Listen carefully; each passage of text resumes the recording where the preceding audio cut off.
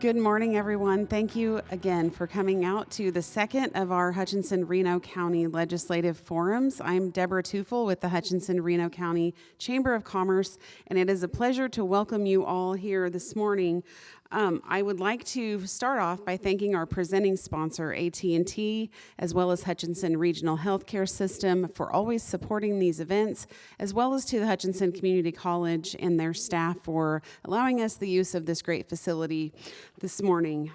To my left, I appreciate that we have 4 of our legislators here this morning, and so I would like to thank them in order as they're seated on the stage, beginning with Representative Kyler Sweely from District 102, Representative Paul Waggoner from District 104, Representative Kevin Schwertfeger from District 114, and Senator Michael Murphy from District 34. And just let's give them a round of applause for being here and taking their time this morning. We do have regrets from Representative Joe Seiwert. He had another event this morning at Tanganyika that starts at 10 a.m. and he could not be obviously in 2 places at once, but he did send his regrets. As I mentioned earlier, it is the goal of the chamber to hold these events for the benefit of the community. Our policy is to advocate for policies and actions that promote a positive business climate in our community, economic growth, business investment, and tourism, and just good policy across the board. And we appreciate the work that's happening in Topeka in that regard. So to kick things off, I do want to, because we have 4 of our representatives and senators here this morning, I do want to make sure that as we're moving through the questions that we're timely and try to not take maybe more than 2 minutes per question per candidate. That way we can get through a lot of the questions coming in from each of you. As I mentioned, there are cards out in the foyer. If you do have a question and you would like to write a question on a note card, Ed Berger as well as Jennifer Weathers will be coming around submitting those questions to me on the stage. So if you think of something throughout the morning, please do present that, and we'll try to get through as many of these as possible. So one of the questions that came in already this morning is really kind of a kickoff question that we will start with. What 3 things have you done this week on behalf of your constituents? Related to legislation in committees, and I would maybe add, if you would tell everyone the committees that you're currently serving on, and the 3 things you're most proud of in those committees this week. And we'll start with Representative Sweely. Thanks, Deborah. Thanks, everyone, for coming. I sit in the House on financial institutions and pensions, higher education budget, and judiciary.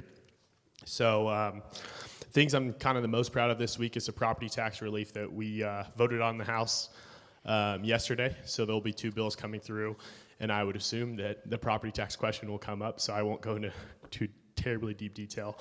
And another one that I'm really proud of is the enhancements that we've done to the Capers 3 system. Retired teachers and everyone like that's involved in Capers 3 that got started in 2014. Any Capers enhancements haven't really happened for decades, since the early 90s, and it's moving over to the Senate right now. I would hope that that gets approved and voted on. So going to that to give back to the people that gave so much to our communities and our state. So.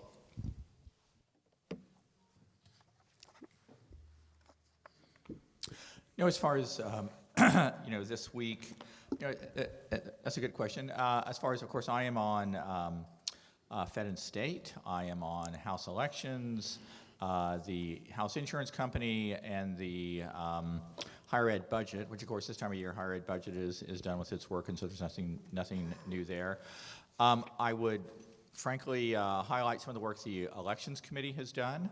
I think as far as some of the changes we have made, not only to clarifying Kansas law regarding political contributions and how they should be done, also as far as the voting period, we actually had and it just completed through both the House and the Senate. It's gone to the governor as far as making Kansas in line with 32 other states where election day, all ballots have to be in by election day, 7 o'clock.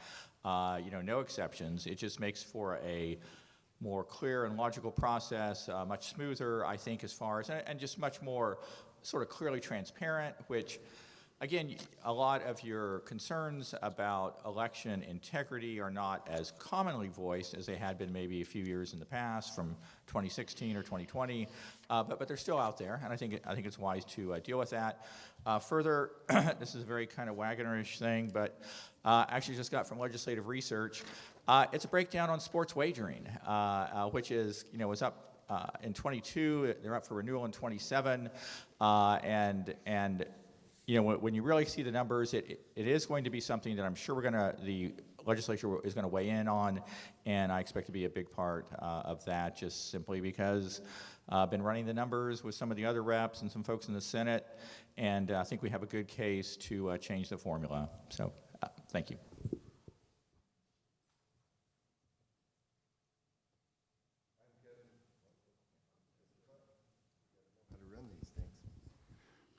Hello, everyone. I'm Kevin Schwertfeger. I'm your rep from the 114th District, which is the western two-thirds of Reno County, the eastern half of Pratt, and all of Kingman County. A question for you: how many in the 114th District that live in my district are here? There are a few. Yeah, good to see you here. Good to see all of you here. And I've really enjoyed my time in Topeka. It's been eye-opening and awakening. The committees that you're assigned, maybe you put in for certain committees, but you are assigned committees. The committees I am on are federal and state affairs. We see a big variety of things in that committee. I really enjoy that committee. Another one I enjoy is corrections and juvenile justice, and K through 12 education budget. So we deal with some good items in those committees. Things I've done this last week, we've had several school groups come in, and the Fairfield School District group came in, and it was good to see them. And coming from the Langdon Fairfield District, and also in the past being on the school board there, it was nice to see the teachers bringing the students. I remember my time back in school with Mr. Beal, and being an influence in my life, and greatly enjoyed that. And then just to kind of come and see the kids that were there, that was great to see them. We did pass and are working towards then sending that to the Senate. As my friends mentioned, a constitutional amendment to give us a change in tax policy and somewhat kind of a form of partnership between the state and counties, and give a policy difference in not going so much with the revenue neutral rates. It's somewhat of a complicated tax policy, but it's a good one, and not doing the revenue neutral, but providing an enhanced way of looking at if the counties try to do their best in keeping our taxes down, then we will reward the counties with a reduction in your property taxes as an incentive fund, so that we can experience some tax relief in our property taxes of about 1.5 mils. And we're not done. We do have a Senate proposal that's coming to us, so we're still looking at different ways that we could try to influence and give us a better route than what we've had in the past. I've been on the township board for 25 years, and yes, the revenue neutral rate is maybe a good thing, but there's no teeth there. It's just a suggestion, and yes, we want to keep our taxes down, including in my township, and we've worked to do that. But, under the revenue neutral proposal that we've been going with, if you exceed that, you have to publish another article in the newspaper saying you would go over your revenue neutral, but that's about it. And we try not to do that. We've always held pretty much, I think, every time. Maybe one time we didn't, going over the revenue neutral rate. So it's a different way to look at things. We are trying our best under our economic times to try to keep our taxes as low as we can, because we know that that's what you guys want, that's what I want. I'm reminded of that by everybody, and including my family members and the people who are on fixed incomes, that it becomes tougher than to just cover your basic housing.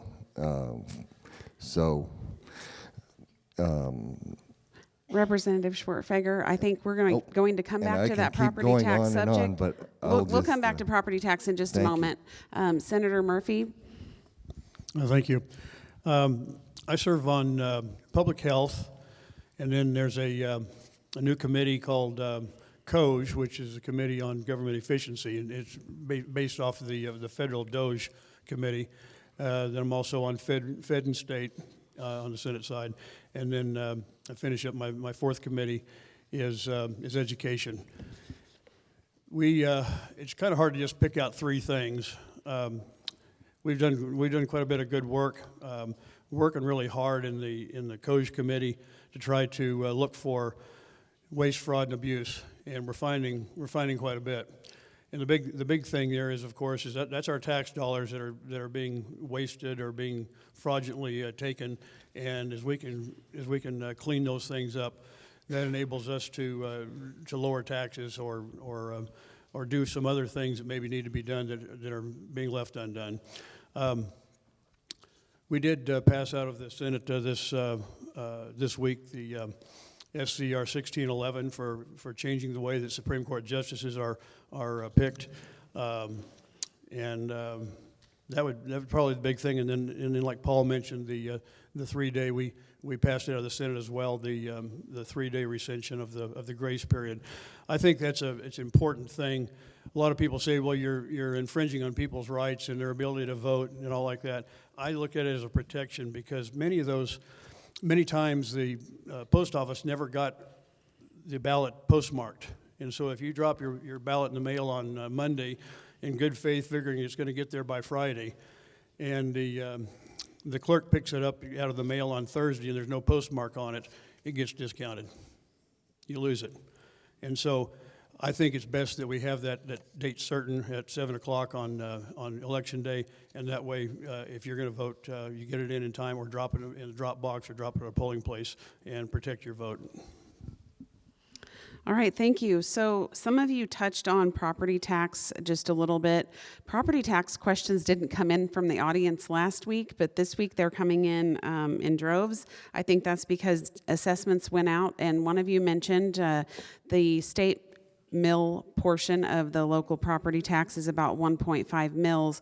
But can you, I know there were some property tax relief plans that emerged this week in the House, or a couple weeks ago, House Bill 2396. I believe there were a couple of others. Can you just speak to the bills you're working on related to property tax relief in Kansas? And we'll start with Representative Sweely. So early on, the Senate passed I don't think it's I think it's a resolution, that would cap property tax evaluations at 3% every single year, so it can't go in a raise of over 3%. And the senator can correct me if I'm wrong or miss anything on that. And then a couple weeks later, so this last week, the House brought up it'd be a constitutional amendment to put an average of the raising, an average of right now is what we think will be 6 years between the property tax raises between those 6 years. So it's not just based off 1 year, and it's not just capped at 1 year at 3%, because You can talk about the 3% that it would help a lot if there's a cap, but it would differ so much just between the communities of property income or just the overall income of that district and the value of those houses. I mean, even just here in Reno County, it would be very different between, said, my district and someone like Paul's or anybody else like that. It would be a lot different that the northeast part of Kansas or, some of these newer developments in Kansas are, raising it 10 or 15% a year. They're capped at 3%. And then you have lower income areas that, are only raising 3 to 5%. They get capped at 3%. So it would be a lot different.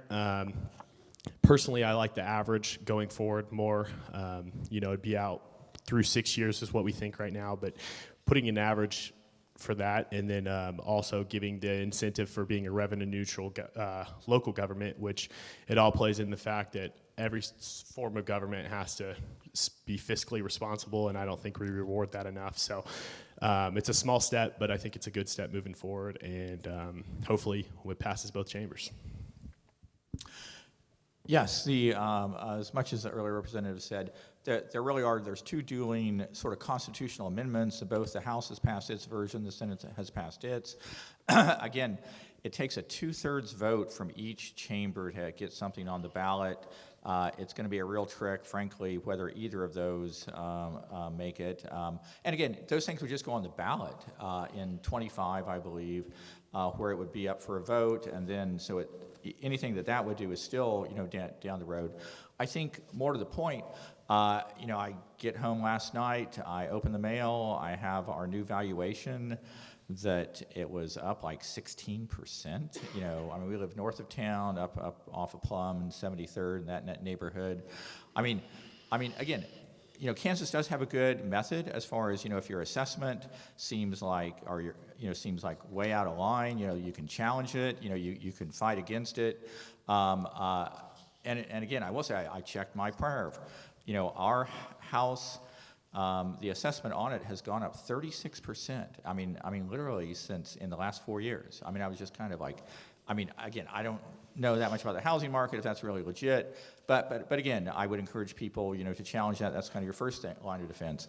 I would highlight, this House Bill 2396, it is a repeal of the revenue neutral, and one of the things that is very kind of frustrating to many folks in Topeka is just that, your house value going up does not necessarily mean your taxes are going to go up that much.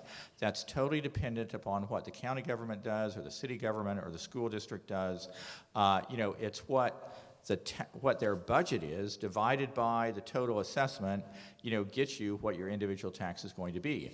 And so this House Bill 2396 is kind of an innovative way. It sets up a fund of basically $60 million so that cities and counties and such that keep their tax increase under the inflation rate actually get a reward for that. And so it sort of incentivizes keeping things as low as possible because, again, the last number of years, and certainly over the last 2 decades, your property tax has carried a whole lot more of the total burden and has gone up a whole lot more than inflation rate. It's been kind of astounding if you see a chart on it, and that is what has really prompted the legislature to try and do its part to bring it under control. But again, I think we're like 170 mills on our house, I think in total, and the bulk of that, 20 mills is the state, the rest of it is your city and county government, and those are the folks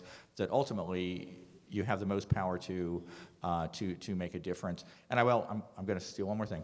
But in House Bill 2396, it says about this protest petition that if you can get 10% of the people, or of the number of people who voted in the last presidential election, you can actually shut whatever increase they had over inflation, you can actually shut it down. That literally by having a protest petition, that you can actually stop your county, stop your city from raising its budget past inflation. And that's a very powerful tool, and it sort of would be a brand new tool for the voters. Well said. Yes, the formula that we've got set, which is yet to be officially determined, as Representative Sweely said, it is kind of based off of a 6-year average. So that's a good way to take the peaks of the mountain off of the increases in the taxes in that formula, because we don't like these drastic increases for the valuations that's going to happen. And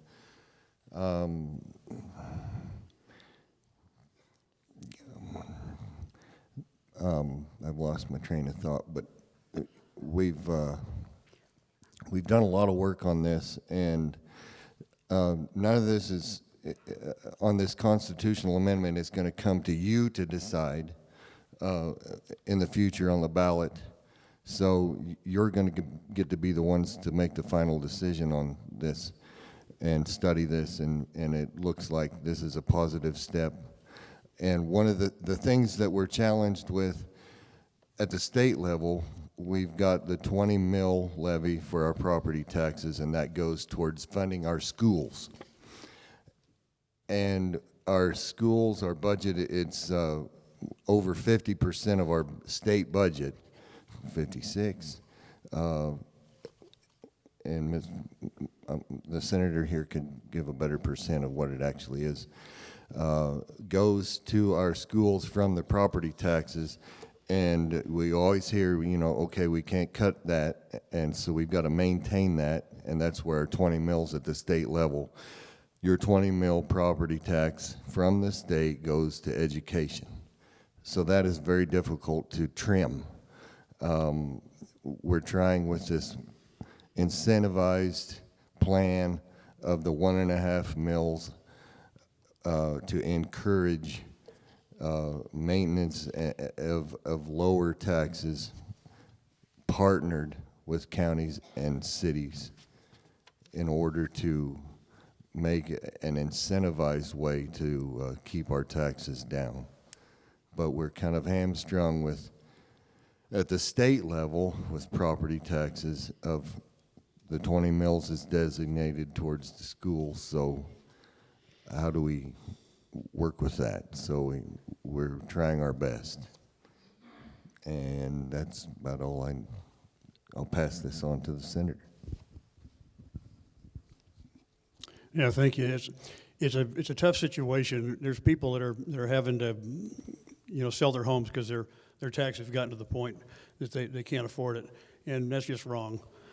I know that as Kevin alluded to, if you look at higher education, I mean at K-12 all the way through higher education, roughly 60% of our entire budget goes to education, goes to that.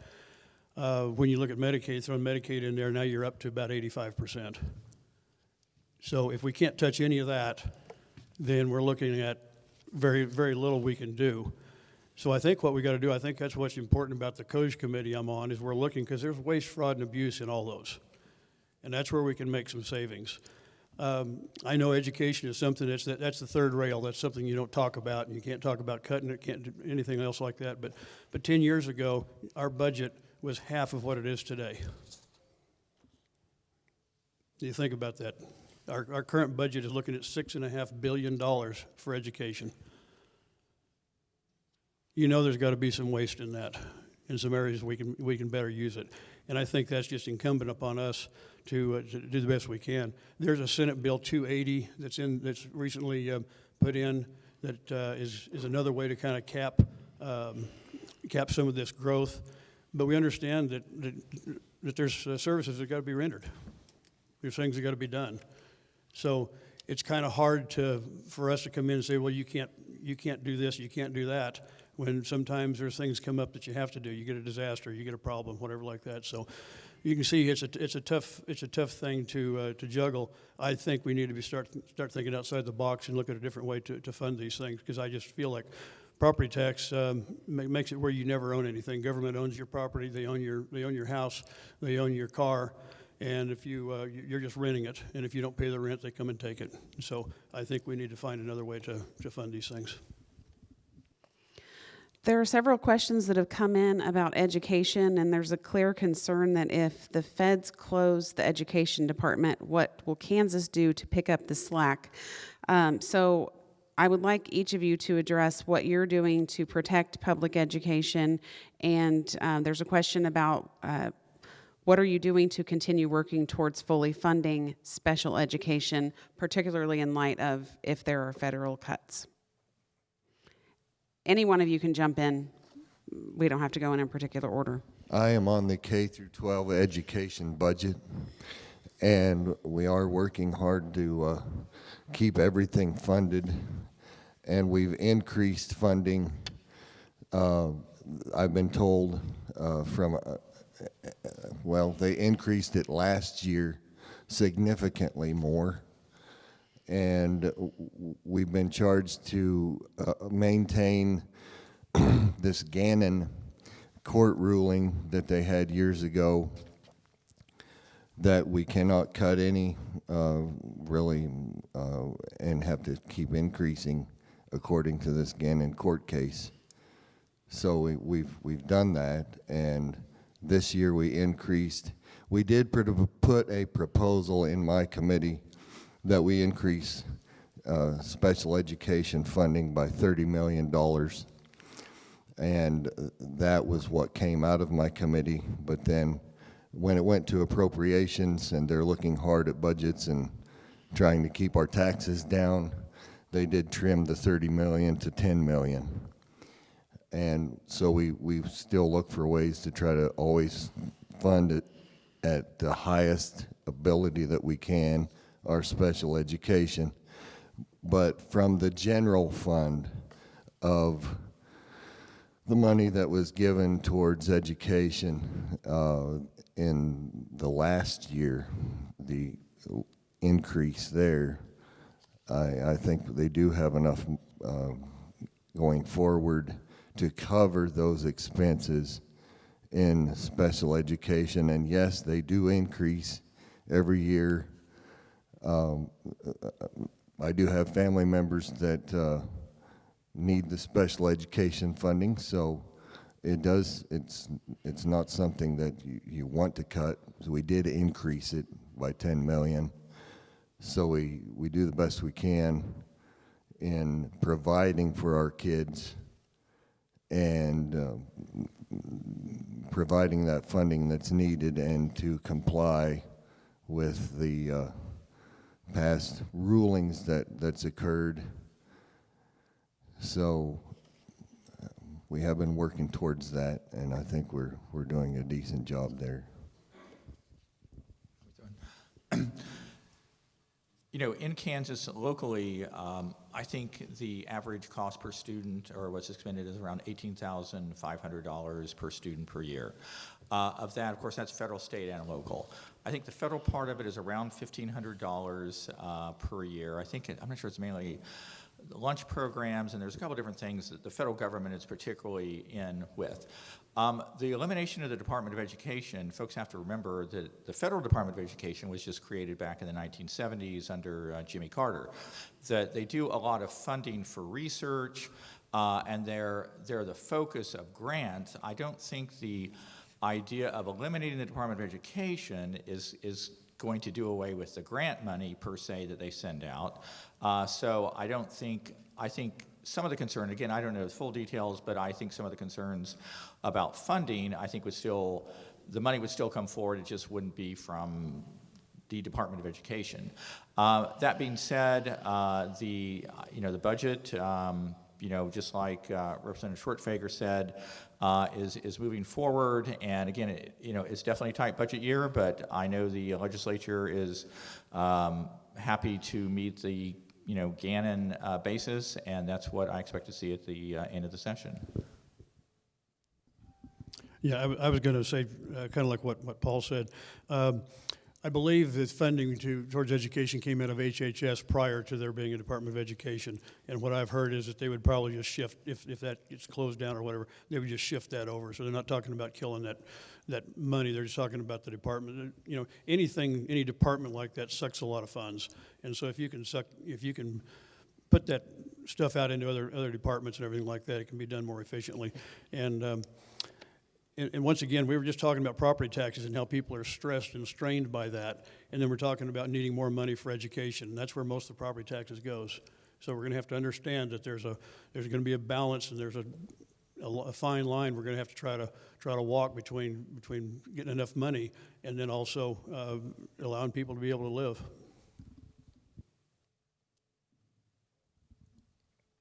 And kind of just to piggyback on everything, there hasn't been any cuts in special education money. There is a flat line, I believe it's about $72.5 million that the state has to pay for special education, and the same thing goes for K through 12. There is an actual line that we have to follow, and it's against I believe the Constitution now. It's illegal for us not to fund it at that rate. It's more of a messaging tool that they use that. We cut special education funding, but we did not at all. I believe one of the first asks was to add $75 million in new money to special education. It got quickly dropped down to 30 in committee. And then, like what Representative Schwertfeger said, it dropped 10 to 210 in appropriations, and it's not over yet. More money could be added, and it's could be the opposite. More money could be taken away. I would highly doubt that happens, but we are funding it at a rate that's higher than last year, and going to be continuing to do that. So when any money gets added to special education, this $10 million, it's going to stay there. So the new limit is $82.5 million that we have to go off next year. So any money that we're adding every single year is going to be earmarked going forward.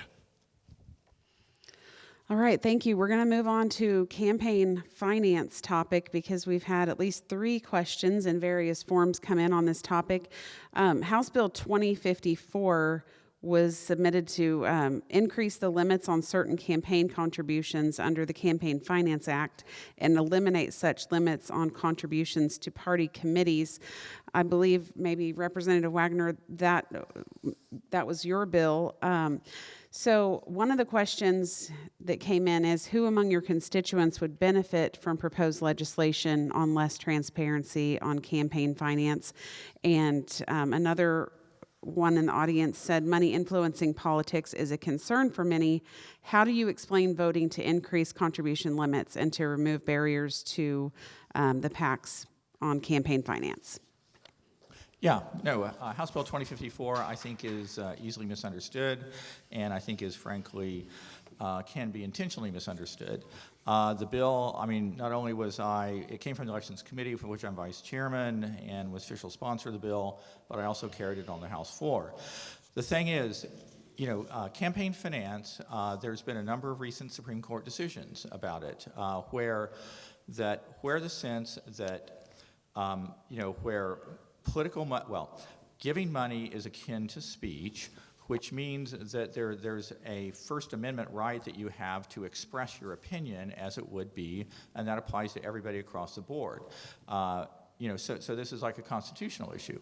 And so the state of Kansas, we had a limit for about the last 25 years of like $500 for House candidates, $1,000 for Senate, and then like $2,000 for statewide candidates. If you would adjust that for inflation from when the bill was originally passed in the 1990s, you would have $1,250 per election for House members. You'd have like $2,500 for Senate and like $5,000 something. We went with $1,000, $2,000, and $4,000 because, again, other states, Alaska was a good example. I think Vermont was also an example of states where they had very low limits. And again, low limits do not necessarily, make for a more secure or a better election. There's a lot of, I think, very much misunderstanding or misconceptions about it. I would also highlight a dozen states. There's a real legal aspect of where you don't have any limits. And you go to Iowa, you go to Texas. There's a dozen states that have actually no limits on, political contributions to state and local candidates. The Kansas, and again, when you see a chart with the actual data, you see that Kansas is like way down here with the bottom 5 or 6 states in the nation on what its limits are. And so to increase those limits, I think is eminently reasonable, and frankly is going to keep us out of trouble because the state of Alaska had their entire campaign finance declared unconstitutional when the Supreme Court remanded what a Ninth Circuit ruling, which had originally upheld what Alaska had done. On the other part of it was, in current law, that you can give whatever you want to any sort of PAC. I mean, whether it's the insurance agent's PAC, or it's George Soros' PAC, or it's whatever ideological group, or just simply affiliation group. It doesn't matter. That they have the ability to raise funds, to advocate for their positions.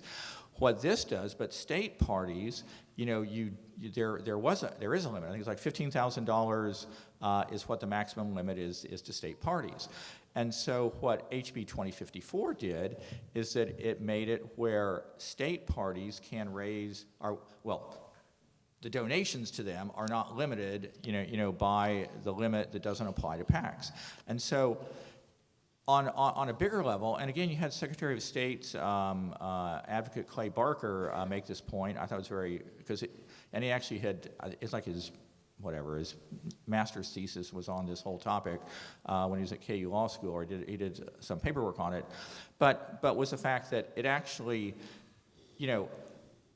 PACs, one of the things with PACs is that PACs, definitely kind of tend to be polarized. They tend to have like one-issue PACs. They're kind of over here, they're over here. The political parties have to sort of meld a variety of interests, and so they have more of a mitigating effect, frankly, over the direction the PACs would take us. And so it was thought to be, in a good sense, that it would give the political parties a more fair footing versus what the PACs do, and that for the total political environment, that would actually be a big plus. The notion, I've seen a few sort of commentaries on it, but I think the law definitely stands on its own accord. I know there is a Senate version of it that is slightly different, and so we'll have to see at the end of the day what actually goes through both chambers. But HB 2054, again, obviously I can talk about it a long time, but I think the suspicions raised about it, I think, are just sort of political posturing, and I would, again, be happy to talk to anybody one-on-one about the bill. I think Paul explained the bill very well. It's, how many of you really enjoy having all these mailers and flyers come to your door? Me, not so much. Just a difference in whether you want the political parties to have the ability to spend more, or to match with the PAC business, and the PACs are unlimited, and the PACs can spend all they want to spend. A friend of mine showed me some of the flyers that they made against him, and some of them are just kind of ridiculous with the distortion and of other people. You just wish everybody would play fair and just be kind to one another, and just move on, and so I could see both ways of this bill, and it did pass. So I think it moves on to the Senate. We heard a similar bill, I think it's SB 177 in Fed State the other day, which is similar to Paul's bill. There's a little doubt that there probably needs to be a little bit more able to be given directly to candidates and all like that. But, like for instance, this microphone right here gives me a better voice than, say, John sitting down here, because you can hear me better than you can hear him. So the people with the power get a bigger voice. And I think it's important that we try to kind of, once again, thread the needle. You can't squash free speech, but also you can't give preference to people just because they've got better, bigger pockets. I think, I go back, I look at that Supreme Court ruling of Citizens United. I think it was, the Supreme Court gets it wrong about half the time, and I think that was one they got wrong.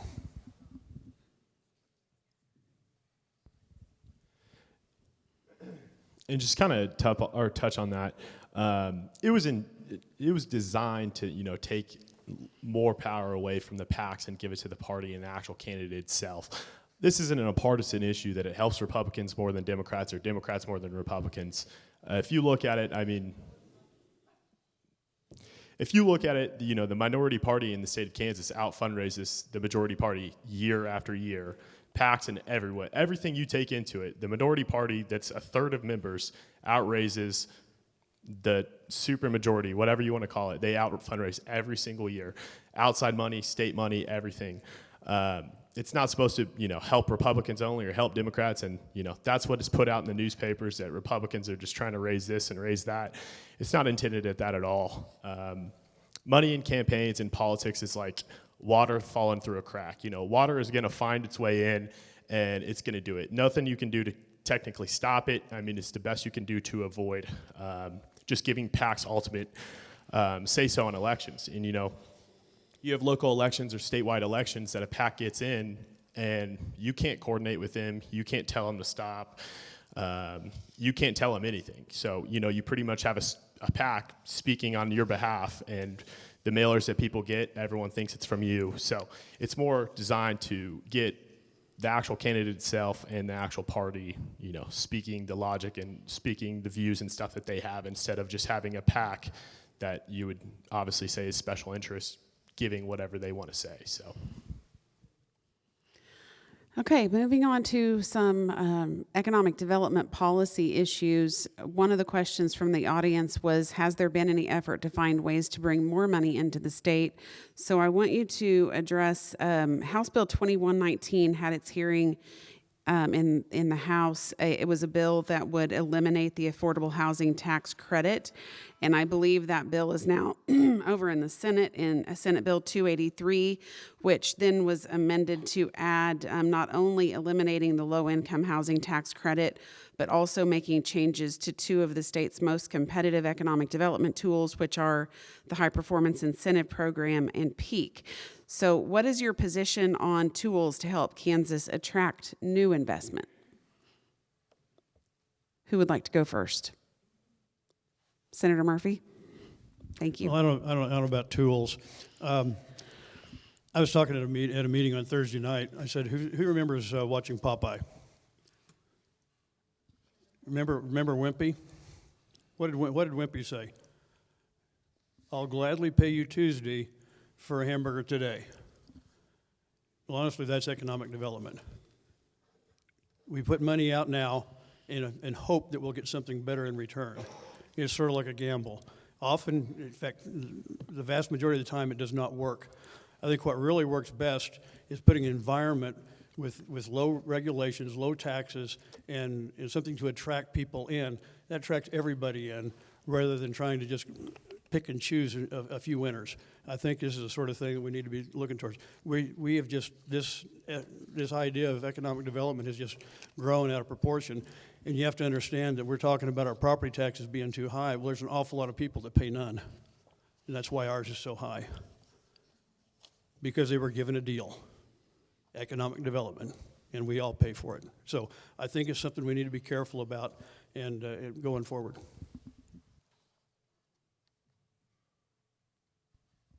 Agreed.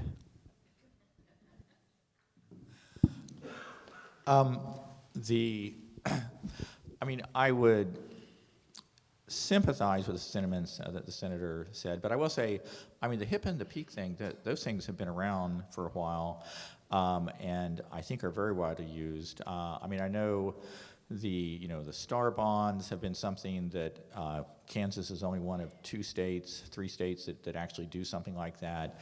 They've been subject to a certain amount, to some criticism, and there was a legislative report on them which questioned their effectiveness, but nothing that I've seen is going to change on that as far as this session.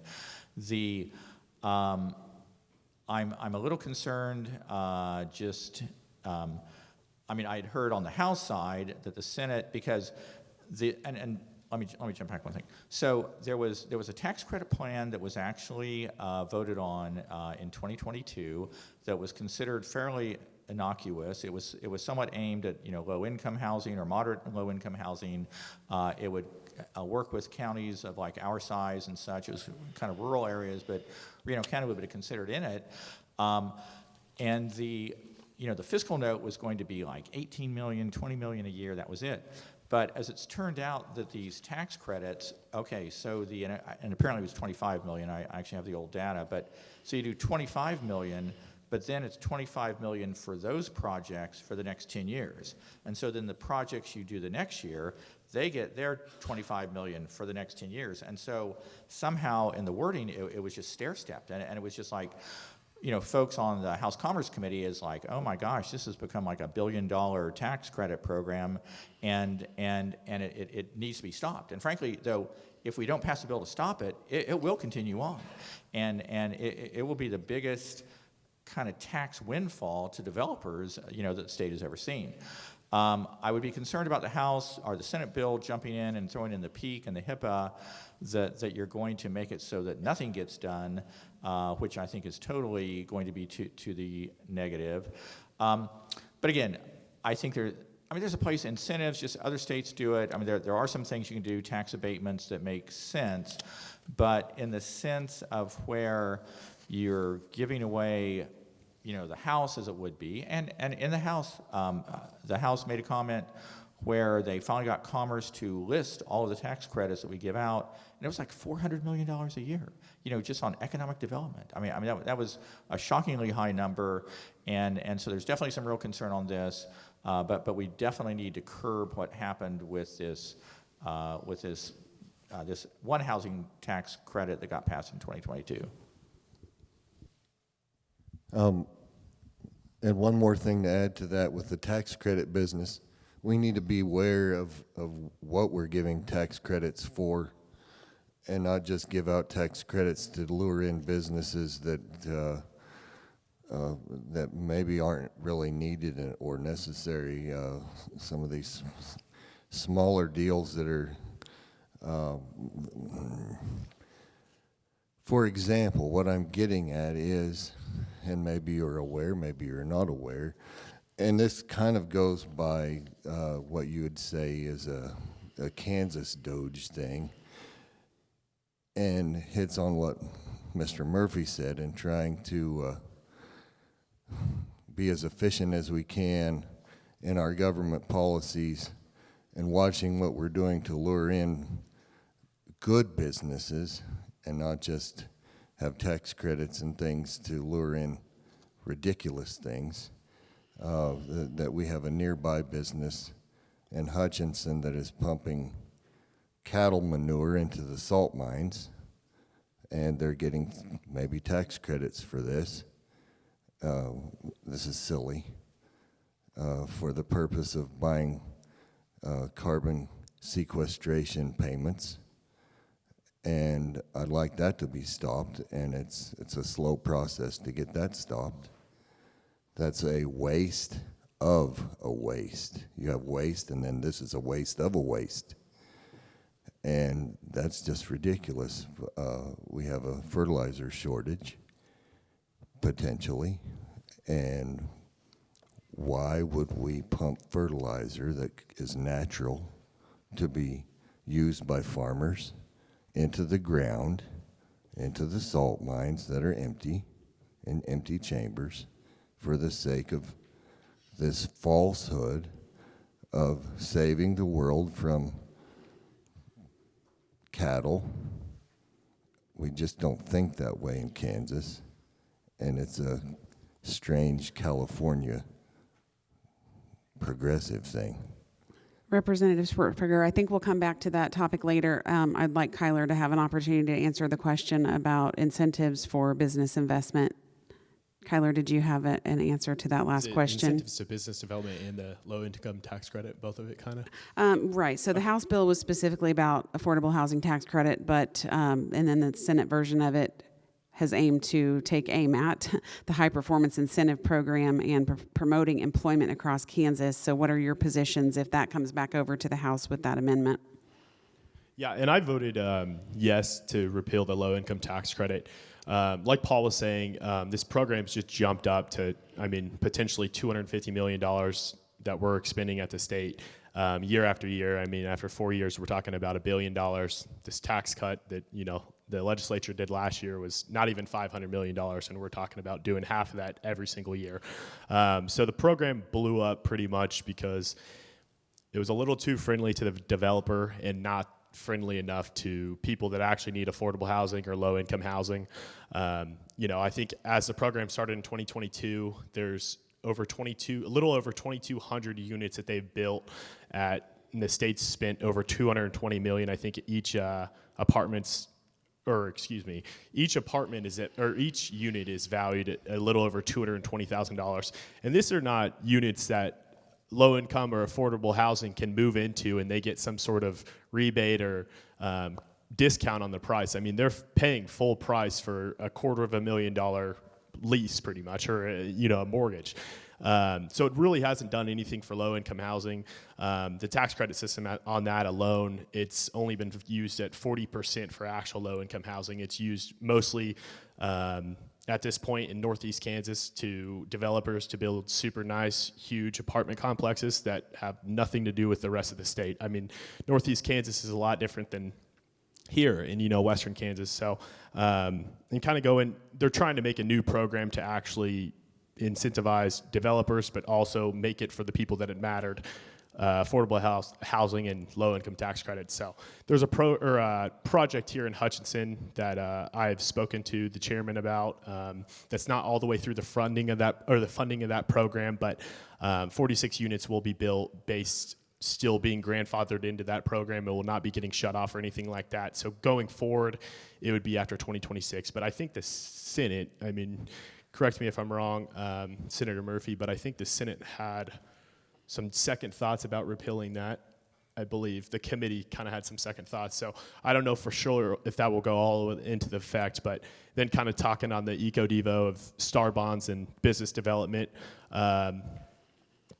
Paul said we're one of 3 states to do this right now, and I think there's upwards of 27 projects. At this point, the Star Bond project has not really been that successful. Something has to be so big and massive as a business to do the actual principle of drawing stuff in from out of state, out of the community, out of the county, out of the city. And most of the smaller developments and projects like that have not done that. So moving forward, we still need Star Bonds. We have to incentivize business, obviously, because people don't want to move to Kansas right now. So we have to do something as a state to have people come here and get jobs and make money and pay taxes.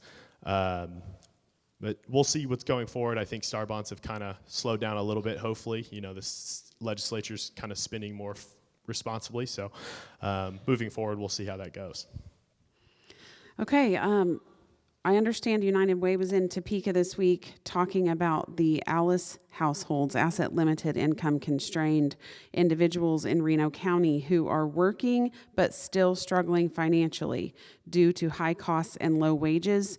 And we know a couple of things that affect those populations are affordable housing and jobs. So you've been talking about cutting programs or not approving programs that incentivize investment by companies who are creating jobs. So if you're willing to kill the tools that make us competitive with other states that already have those tools, what is your solution to attract new industry to create good jobs for working people in Reno County?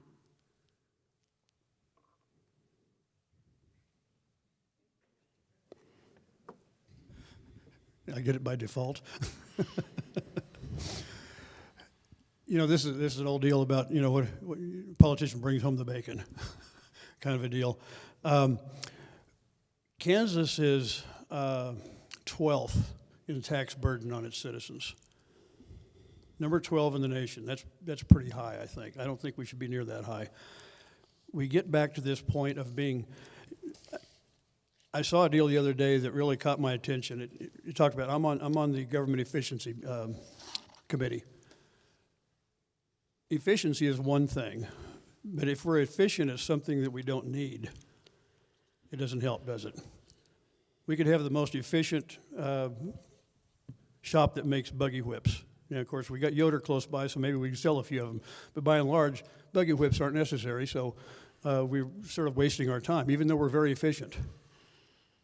The other thing we need to look at is effectiveness. In other words, as we spend our money, as we pass our legislation, as we write regulations, They need to be effective.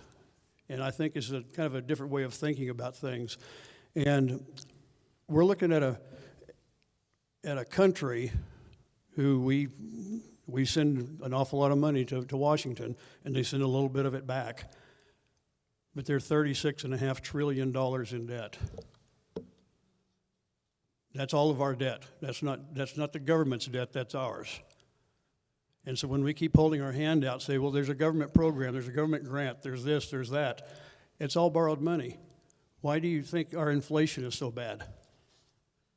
You go to the grocery store, whatever like that, everything is because there's been so much money printed to cover all this that your money becomes worth less and less.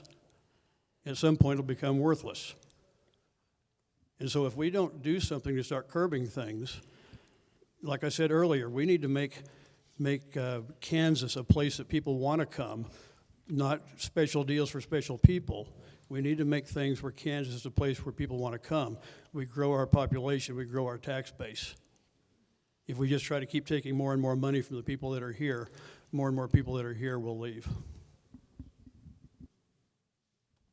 You kind of go off the low-income tax credit that I was just speaking about. Specifically designing a program that could upwards of be 1% of overall the state's budget at $25 billion, that is only doing 40% for that intended purpose. How is that successful? Please tell me. We're not even talking about over 50% for a program that was solely created for low-income housing and affordable housing, and it's 40% for those people. How is that successful? And if we repeal something like this, it's the wrong answer on everything. But we like Senator Murphy said, we have to be fiscal responsible. And there's one of two things that the state can do at this time. It's either we raise revenue, and that means we raise taxes, we raise fees, we raise everything that goes into it, or we cut expenditures. And I think that's an easy question for me and an easy answer, that I would rather cut expenditures than raise taxes to everybody. Everyone, every family in Kansas is feeling it. Whether you're rich, poor, or whatever it is, everyone's feeling it. And, cutting expenditures is that first step. So cutting the programs that are not actually doing what it's intended to do is that first step. So, like I said, that they're trying to, create programs that actually benefit first-time home buyers, low-income families, and middle-income families, ALICE families. They're actually trying to do that. And by cutting property tax, you incentivize that as well and help out. So I don't think it's the worst thing that we're repealing that. It sucks for developers, I guess. But I don't think in the 3 years that program's been started, how many times have somebody used that in Hutchinson here? What, once or twice? It's the one is going on right now that hasn't even... Two? Okay. Is the second one the one that's active, going right there now? are 2 active currently. Yeah, 2 active that have not even, I don't even think, broke ground on one of them. We're talking about a program that's designed to help Northeast Kansas and Wichita. And it's not helping our community or anything like this. And it's not helping low-income or affordable housing at all. So I'm very proud of that vote, and I'll completely stand behind that. It's simple. You cut expenditures or raise revenue. So,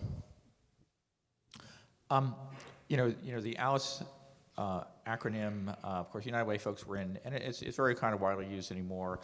And I think, when you're talking about how to help people who are asset limited, or income employed, I would focus on the E part of it, as far as that when you can get people, with better job skills, and you can get them a way to work their way up out of their certain situation, is really the key driver to this whole situation. Economic development, there are things I would certainly say I think are very good, but there's great data, frankly. If you take the 10 states that have the lowest overall tax burden and the lowest regulatory burden and compare them to the 10 states that have the highest tax burden, the highest regulatory burden, you see a total difference in the economy as far as how many jobs are created over the course of a 10-year period, as far as how much personal income as a group is going up. And I think you want the dynamic that is going to help, people on the lower income levels is going to be a solid economy, a place where they have a real opportunity to increase their skills so that you can move up from, just a fast food job or whatever, up to something, more in manufacturing or more in a skilled trade and such. And those are the long-term trends that I think are going to pay off the most in helping the folks who are currently, in the, asset-limited group. I stand by the comments that's been made by my three friends. It's hard to make any better comments than what they just did.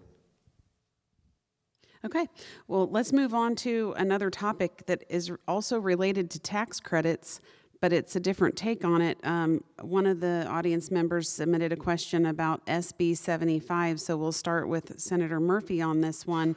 In looking at a summary of Senate Bill 75, it establishes the Education Opportunity Tax Credit to provide an income tax credit for taxpayers with eligible dependent children who are not enrolled in public school. What is your position on Senate Bill 75?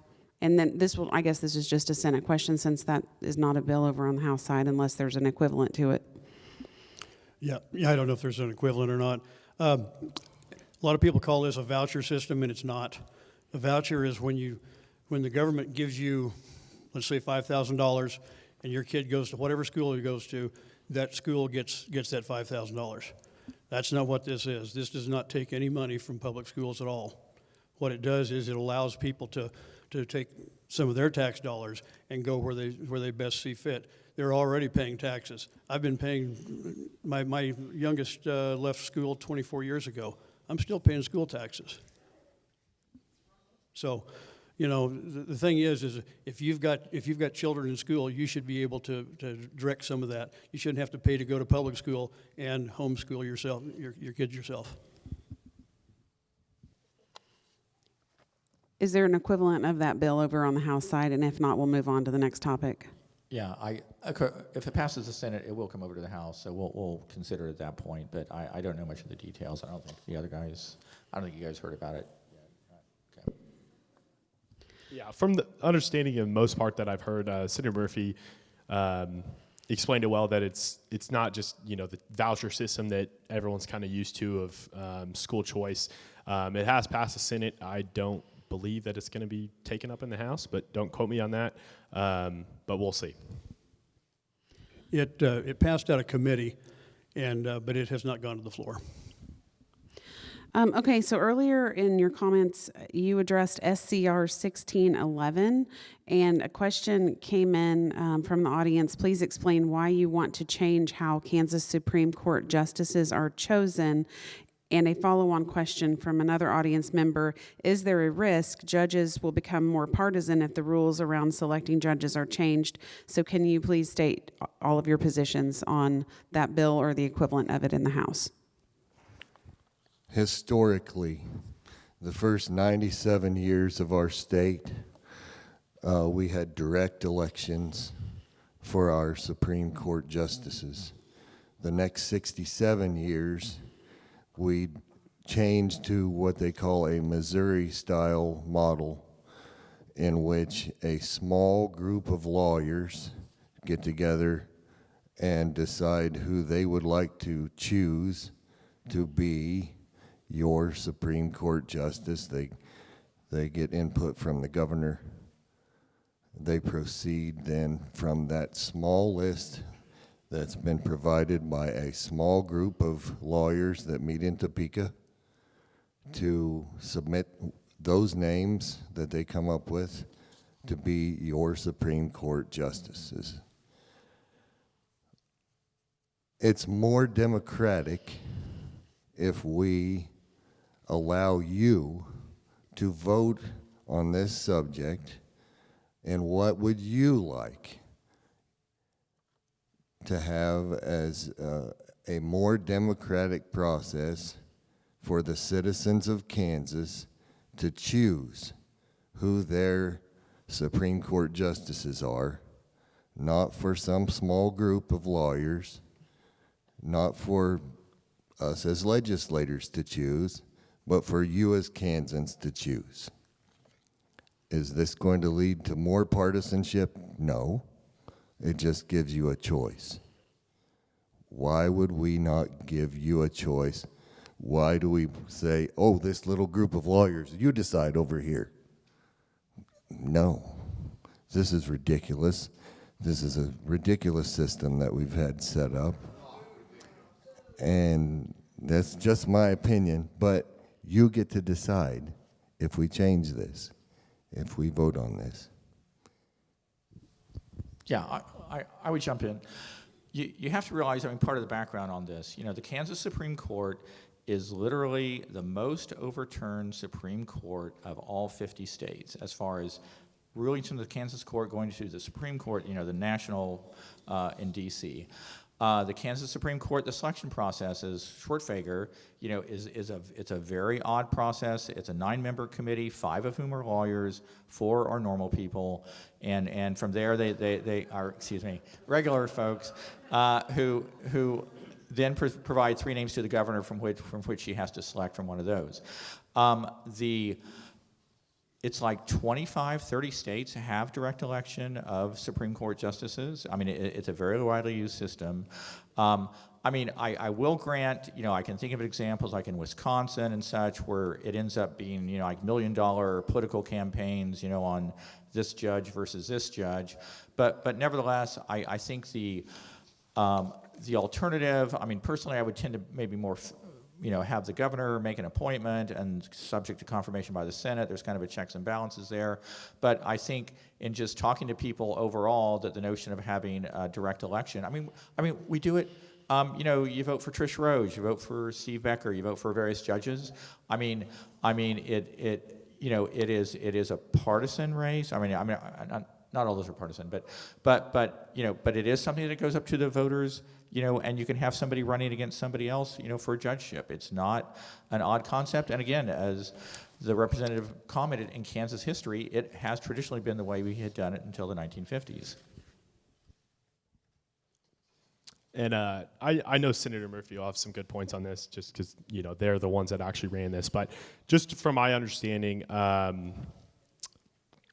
putting it in the hands of the people that, that's why we're represented, or that's why, we're elected and we're the voice of the people. But I think, as many times as you can give it to the voice of the people is kind of the most important thing. People think it's going to be, a one-party thing after that. And, look at the dynamic right now. We have a Democratic governor. We had a Democratic governor for the early 2000s. Kansas is not just a one-party state in this, and it's not going to just be Republicans trying to stack the Supreme Court. That's not the intention at all. I think that I heard that Kansas Supreme Court was the second most overturned in the United States after California, and I don't think the reflection of that is really the values of Kansans or people stepping up. So, and to talk about the money aspect of this, like I said earlier, money in politics is like, water running down. It's going to find the cracks, and if you don't think that money is influencing the Kansas Bar Association for the 3 names they send to the governor, you're very mistaken. And, we talk about this and, say if Republicans had more lawyers, if the Republicans were way more members of the Kansas Bar Association, this would be a good old boys club. And the opposite party would be arguing that Republicans are the only ones getting to argue this. So I think a lot of it's like we see it on the news every single day. It's more messaging than anything. Whatever messaging someone can get behind being against something or for it. But I don't think it's, in the best terms of the people right now, and it kind of shows that. And, give it to the voice of the people. We're literally voting on letting registered voters decide this. It's not us deciding this or anything like that. So, if Kansas speaks that they don't want that election, or if Kansas says that they don't want the Supreme Court to go that way, then that's fine. And, we'll move on. That's it. The voice of Kansans have spoke. When I used the word ridiculous, what I was meaning was Kansas should not be the second most overturned court in the country behind California. We in Kansas are balanced. We have a Democrat for a governor. We have Republicans in a majority in the legislature. We can move forward together in this process of allowing the citizens to vote. Do I fully endorse this method? I would rather have the Supreme Court method chosen as a federal model myself, where you have more checks and balances. But I believe Kansans need to do better than what we've had, and how can we do better in not having overturned rulings, and to be reasonable. I think Kansans are reasonable people and can choose for themselves who they would like to have support for them to support for their Supreme Court justices. That's what I meant. Thank you. And just to piggyback off of some of the other things that have been said, Kansas is the most overturned in the last since 2007. And I was talking to somebody the other day, and they said, well, but that's not very many cases. I said, true, that's only 9 cases, and 8 of them were overturned. That's not a very good record. This has actually been polled. My personal feeling is the federal model as well. However, they actually polled Kansas this last fall before we started running something, and 74% of Kansas prefers election over any other method. 75% of Republicans, 74% of Democrats. So that's where the poll fell. A lot of people say, well, you know, we shouldn't be electing. We have these retention. Whenever you go in, you lots of times you get your ballot, you walk in there and it says, shall this judge be retained? Shall this judge be retained? Most of the time we don't have a clue whether they should be retained or not. Now, I've got a very good friend who's a retired district judge, and I asked him one time, he says, vote to not retain him all the time. He says, I even voted to not retain myself. So the bottom line is it's hard for us to follow court cases and everything like that and find out what's going on. The only way we know is the end result as we get further down the road. And like I said, whether judges get overturned at the appellate level or at the Supreme Court level or whatever like that. So we feel like this is a good way to go. We're putting this is a resolution that's going forward, and it will be on the ballot. And if you guys don't like it, you vote no. That's the way it works. Okay, we're going to move back to income tax cuts for a moment, because I understand that there's a Senate Bill 259 and House Bill 2318 that were introduced by the Kansas Chamber. So if voting on those, what is your position on income tax cuts? Well, that's not in any of my committees, and I've been busy enough. There's 300 bills on each side. And I've heard that there's some tax bills out there, but I've been too busy with the stuff I've been doing to notice them. Sorry. Okay. I think they've told us that we've had 1,600 bills submitted. So do you give us your expertise on 2 of the 1,600 bills, and can you tell us what your thoughts are on 2 of the 1,600? As far as tax cuts and in general, stimulating the idea of tax cuts, stimulating more business and drawing in business in general, not speaking to those bills, since I need to study those bills more and they're not up before us immediately. John F. Kennedy had that approach and tried to stimulate more business with reductions in taxes. So we would take a hard look at it. Thank you. Perhaps I should reframe the question. Just generally, what's your income tax policy? If you were to vote on a bill, where do you stand on income tax reform in Kansas? For any of you, we don't need to go back to the 2 that have already answered it. Sorry to make it specific about 2 bills that you hadn't read. You know, I mean, generally in favor of just, you know, but again, everything is subject to the particular circumstances and what you're looking at.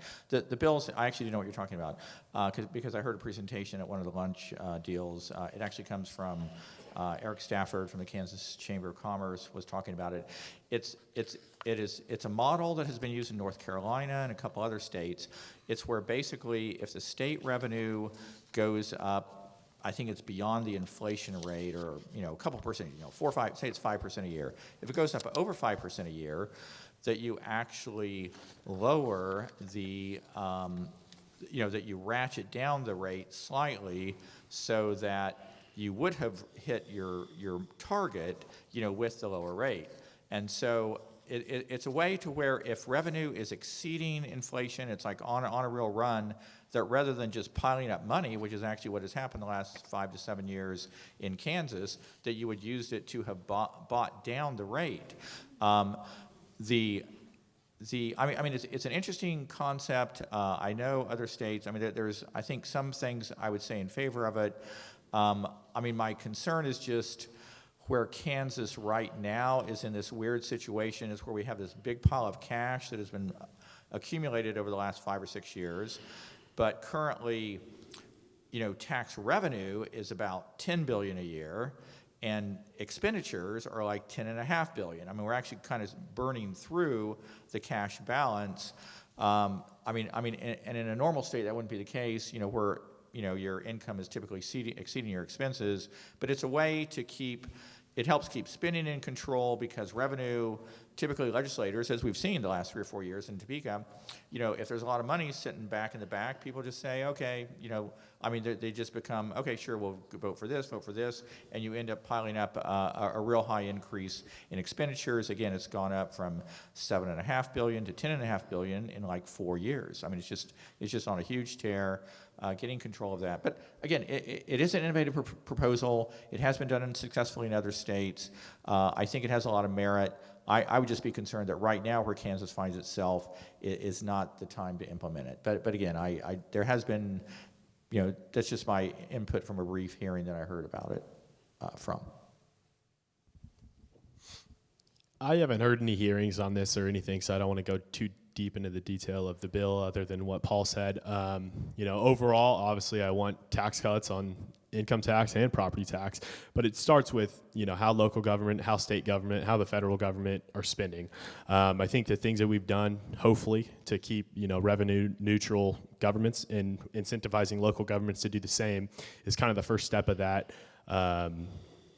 We got a bunch of money after COVID, and like Paul said, anyone that kind of came and asked and that had a friend in appropriations or Ways and Means got a handout, and that's why the state's spending more money than we're taking in right now. And like I said earlier, it's you raise revenue or cut expenditures. So I think definitely we need to cut expenditures, move forward with that, and I hope local government follows by the incentives that we've given them. But going forward, a normal family or any of you guys in here, when you guys spend more than your budget or spend more of the money that you guys have, you don't get bailed out by the taxpayer, so I don't think the government should as well. But that's what we have to do to actually give these breaks that we're talking about. There was a question about what is the status of the funding for construction of a new Hutchinson Correctional Facility. Or can any one of you answer that question?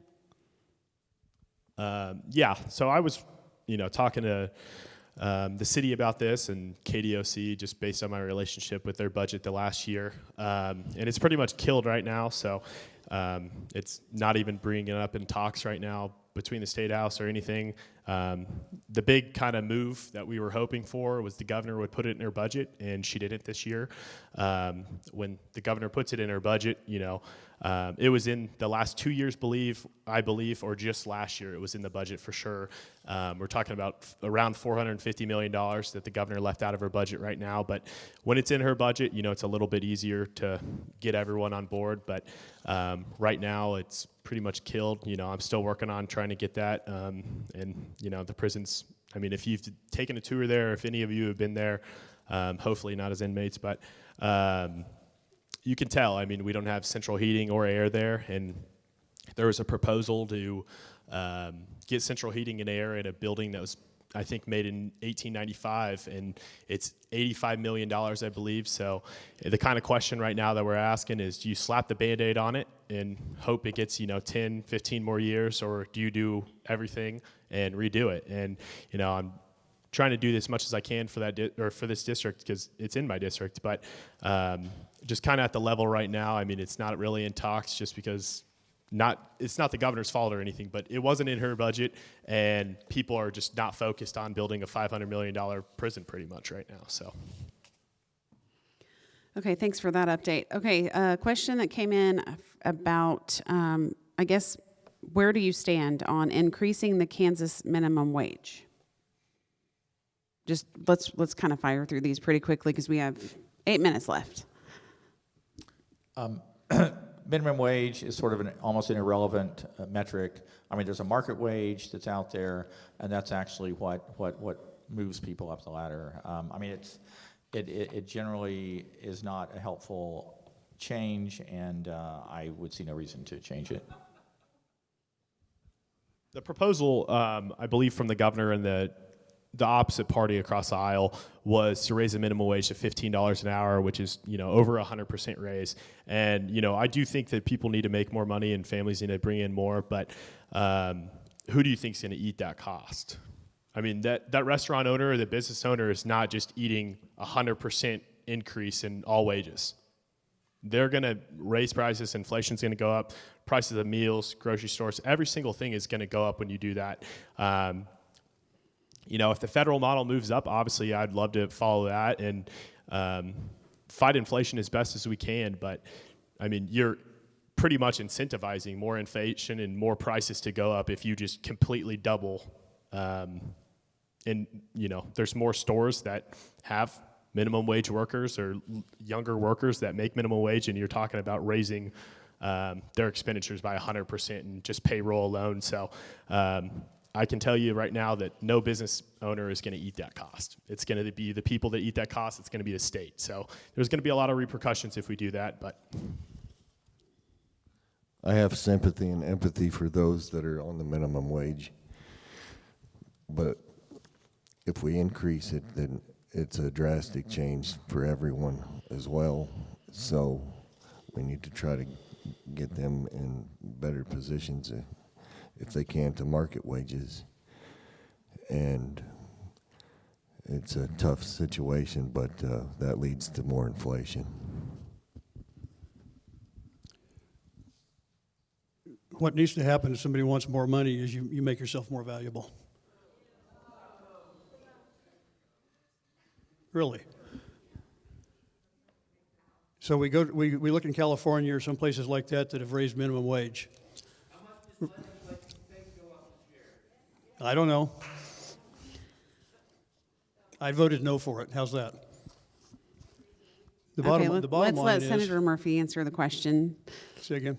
I just wanted you to be able to have time to answer the question. Yeah, I'd like to.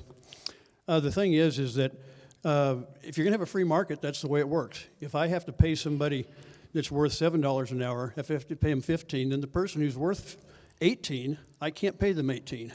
I have to pay them $15. So it messes up the whole metric, number one. Number two, when you look at the states that have done this, restaurants have closed. They've gone automated.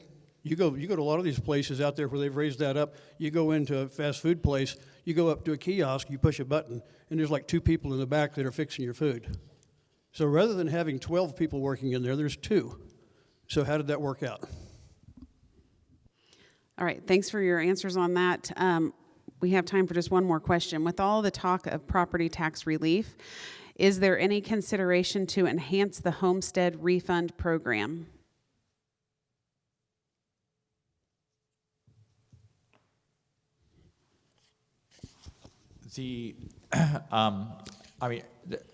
There's no current bill or anything. I haven't heard anything. I don't think on the Senate side. I don't know if you guys have either.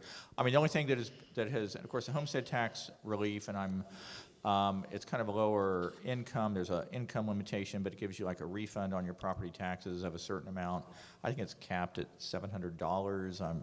I'm not 100% sure what the amount is, but I know in the bigger sense, what had been talked about, which I mentioned once before, is as far as this SVR 40 form that you can get, the K40 SVR, where that if you're retired and your house is under $350,000 and your income is $53,000 or less, you can actually, whatever your income property tax was when you retired, the state will actually rebate you the difference. So if it goes up at all, you can actually get a check back from the state. But that's the only sort of property. And we tried to increase that to a higher level last year. It actually passed very strongly out of the House, but the governor vetoed it. And at the end of the day, there actually weren't the votes after the veto to override her veto. So, but haven't heard anything otherwise on the homestead type of relief at all. Yeah, I haven't either, and like I said, I was going to say the same thing Paul said. We put it in a couple of tax packages last year, and it got vetoed, so I think it'll probably be another tax plan that'll have to come forward that'll include it. Okay, one of the questions that was submitted was specifically about SB 87 as an example, but it really is just an example. This audience member said, on bills where you receive hundreds of testimony in opposition to a bill, how do you weigh those written and email testimonies when you're voting on a bill?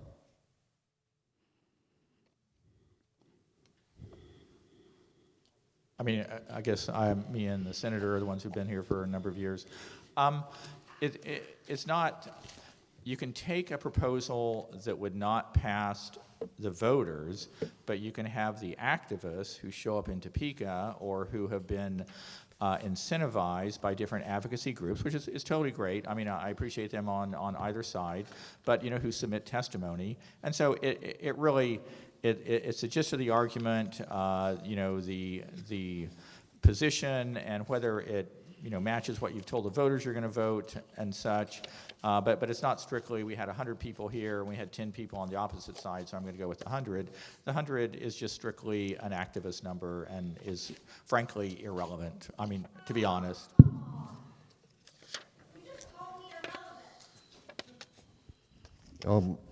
You just look at the bills and study them and apply whether it's really constitutional or not, and just take a hard look at them. And yes, we recognize we've got people that see things one way, and then you've got other people that see things the other way, and you have to try to recognize there's middle ground here, and we all have to come together.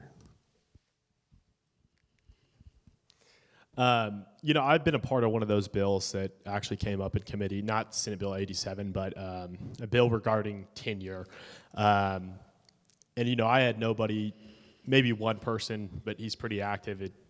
He's pretty much telling me about every single vote. So obviously I took that into account from the district, but say tenure, what does property rights and tenure really have to do with our district? It doesn't have that big of an impact. Doesn't have that big of an impact on the community college as what it did to the research universities. So all the major universities, there's professors from every single school emailing you, and there's one specific school that was trying to get rid of this. You take into account everybody, you read everyone's testimony, you hear them out. But ultimately what matters to me is the district. What district I represent is the biggest impact to me. And, when constituents reach out in any capacity, or anybody from Reno County or 620 number, Hutchinson address, or anything around, I make sure to read it. Replies have taken a little longer than expected just because how busy I am right now, but I'll get everyone to have a reply on what my thoughts are on every bill. But I do take into account everyone's testimony, but ultimately what matters to me is the testimony from my district and how I represent the voters. Oh, yeah, pretty much the same. You get in there and we pull up all the testimony, and you look and you've got proponents, opponents, and neutral.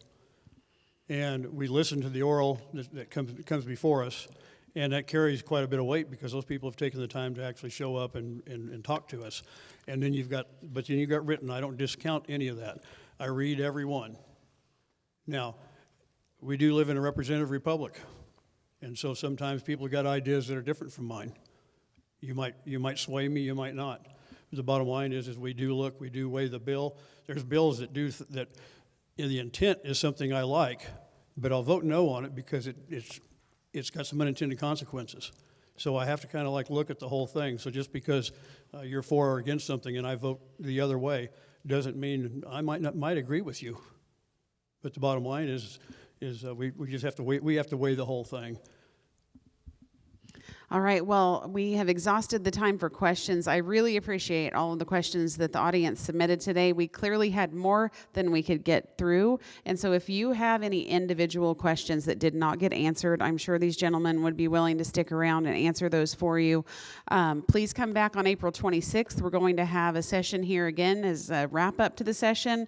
They're trying to get out of Topeka earlier this year than I've ever seen historically. So I'm calling it a wrap up session on April 26th. Again, let's thank these gentlemen for their time today and representing us in Topeka. Thank you again to Hutchinson Community College for being our host today and to our sponsors, and we will hope to see you guys on April 26th. We're adjourned.